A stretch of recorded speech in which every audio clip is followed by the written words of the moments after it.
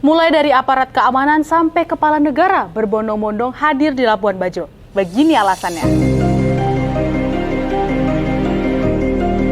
Jangan salah paham dulu, kehadiran aparat keamanan dan kepala negara ke Labuan Bajo, Nusa Tenggara Timur bukan berkonotasi negatif dan tanpa alasan.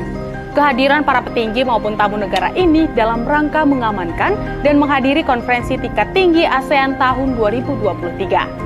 Nah, Indonesia berhasil terpilih menjadi tempat penyelenggara tahun ini sekaligus kali kelima menjadi tuan rumah event internasional tersebut. Lalu tentunya muncul pertanyaan, kenapa sih dari sekian banyak daerah, provinsi maupun pulau di Indonesia, Labuan Bajo yang dipilih jadi tempat penyelenggara?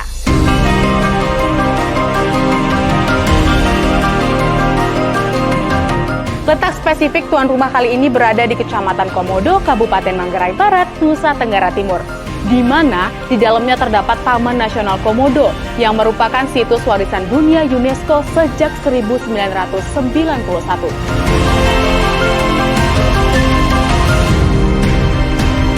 Hal ini juga sejalan dengan anggapan bahwa Labuan Bajo merupakan representasi wilayah indah di Indonesia. Di samping itu, Labuan Bajo bahkan menjadi salah satu dari 5 destinasi wisata super prioritas, sehingga nantinya akan menarik perhatian dunia terhadap Indonesia.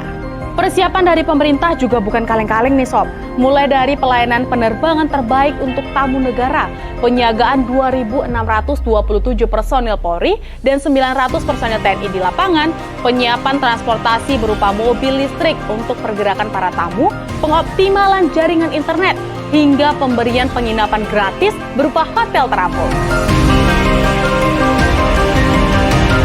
Tentunya nggak cuma itu ya, banyak persiapan yang telah dilakukan pemerintah.